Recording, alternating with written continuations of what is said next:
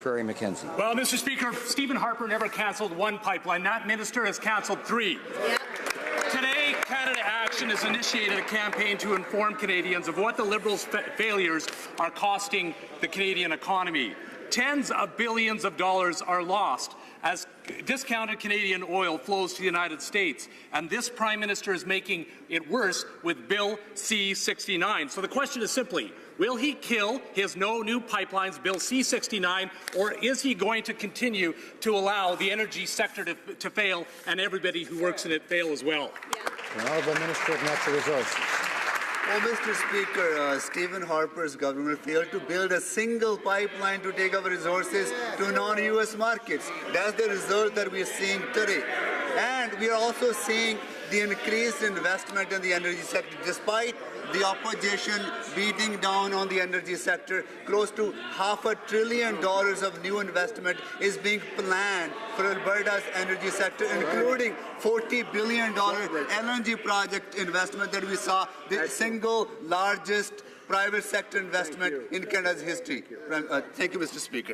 Honourable Member for Lakeland. In reality, the Liberals killed the only new options for exports to the Asia-Pacific and to Europe. They drove away more than $100 billion in energy projects, the worst loss in more than 7 decades. Over 100,000 Canadians lost their jobs. The pipelines and discount crisis harms other sectors in all provinces. ATP's chief economist says, quote, "This is a national problem, and we could see layoffs in early 2019. It could spawn, if not a recession, at least another slowdown for the Canadian economy." So other than more empty words, what will this minister actually do to fix the crisis the Liberals caused? The Honourable Minister.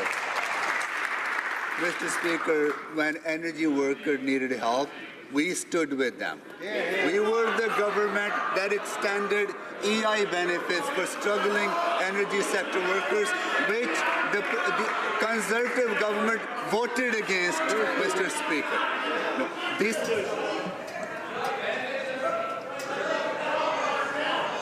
Order.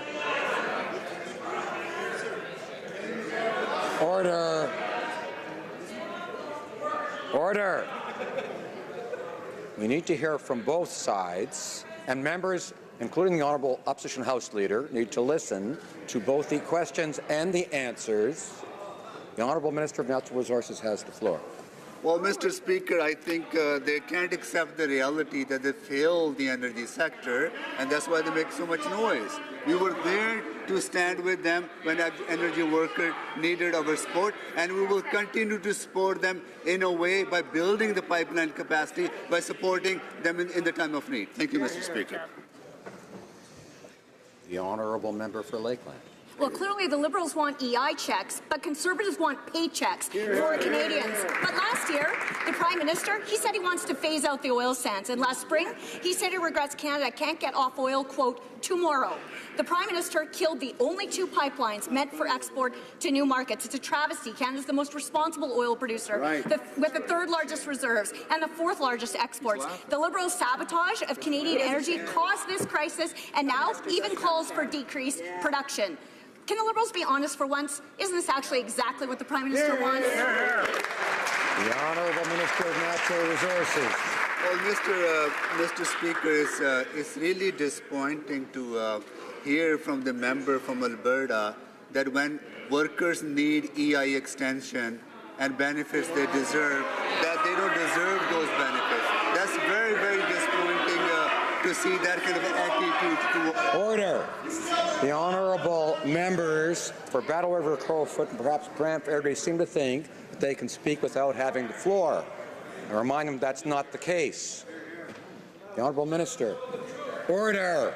The member for Signal Hill, Calgary Signal Hill, will also come to order. The Honourable Minister of Natural, unless he wants to exit. Order. The Honourable Minister of Natural Resources.